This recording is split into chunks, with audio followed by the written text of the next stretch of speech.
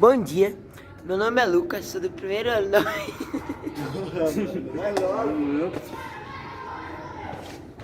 Volta. Bom dia, meu nome é Lucas, sou do primeiro ano do Colégio Almeida Gasparim e hoje nós vamos falar sobre o livro Romanceiro da Inconfidência, da escritora Cecília Meirelles, escrito no ano de 1953.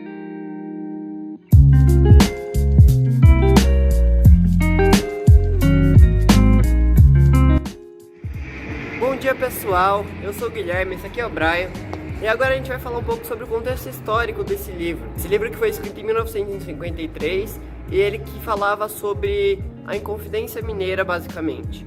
É importante a gente ressaltar que a Inconfidência Mineira ela aconteceu mais ou menos junto ali com a Conjuração Baiana, as duas eram a mesma coisa mais ou menos.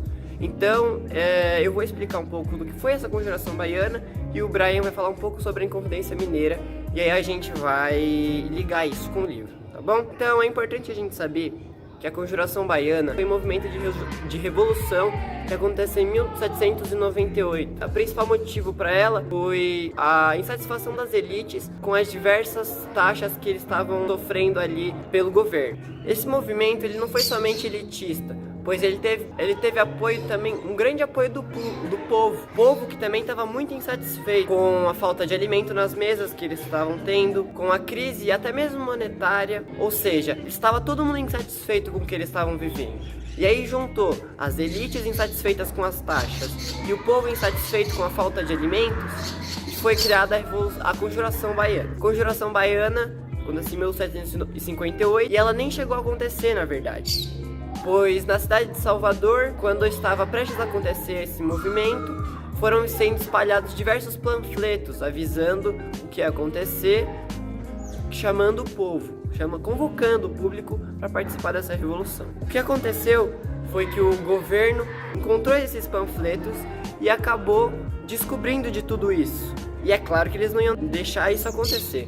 Então o que eles fizeram foi que pegaram os principais envolvidos e uma parte deles até mesmo mataram, outras prenderam e outras prenderam e após algum tempo soltaram. Mas é muito importante a gente saber que a Conjuração Baiana, assim como a Inconfidência Mineira, acabaram que não aconteceram, pois ambos os movimentos foram interceptados pelo governo da época. A Conjuração Baiana, ela tinha como objetivo acabar com a escravidão, ter um comércio livre no país e a diminuição das taxas em que eles estavam tendo. Agora eu separei alguns trechos aqui do livro que mostram muito bem esses traços da Conjuração Baiana em que eles estavam vivendo a insatisfação do povo e todas essas coisas que eu acabei de falar. Bom, o primeiro trecho é: diante do sangue da forca e dos barcos do desterro, julga os donos da justiça, suas balanças e preços, e contra seus crimes lavra a sentença do desprezo.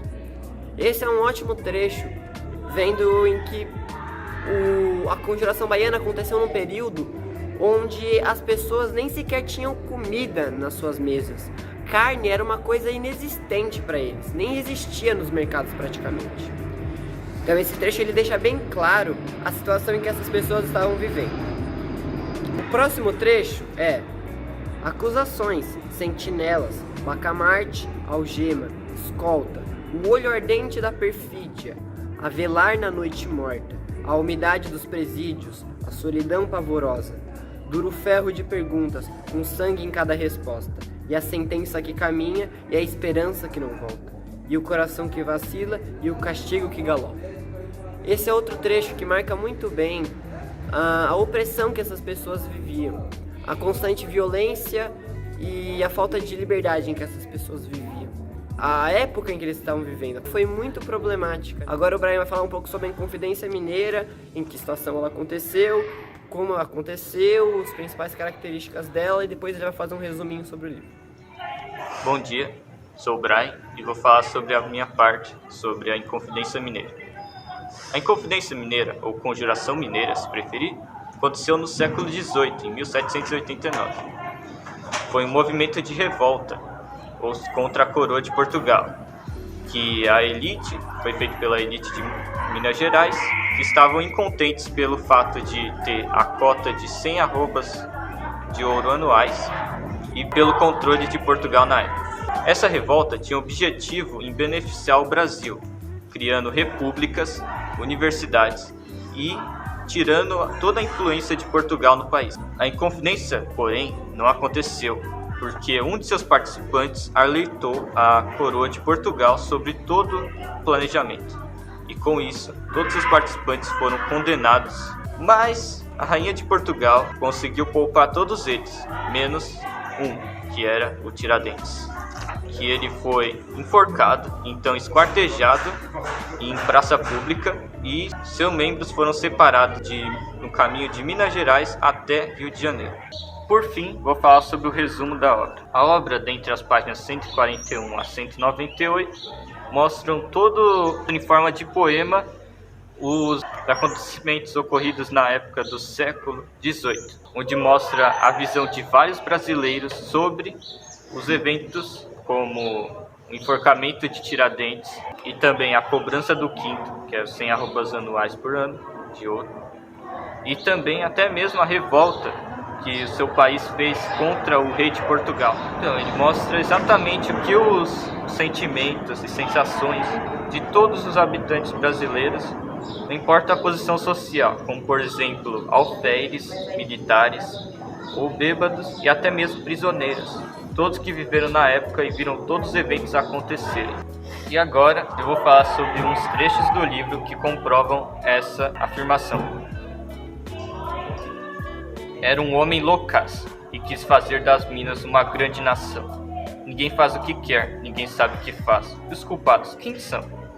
Isso é uma referência direta a Tiradentes, que morreu tentando implementar liberdade sobre o seu país e de suas pessoas. Verdade de Portugal.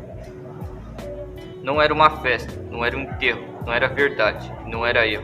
Então por que se ouvem salmo e ladainha, se tudo é vontade da nossa rainha? Deus, homens, rainhas, reis, que grande desgraça minha, nunca vos entenderei. Essa é a frase de alguém que, vendo toda a revolução acontecendo, ele não entendia o que estava rolando sobre o enforcamento de Tiradentes. E por fim, o último trecho. As sentinelas escutavam seu passo pela escuridão.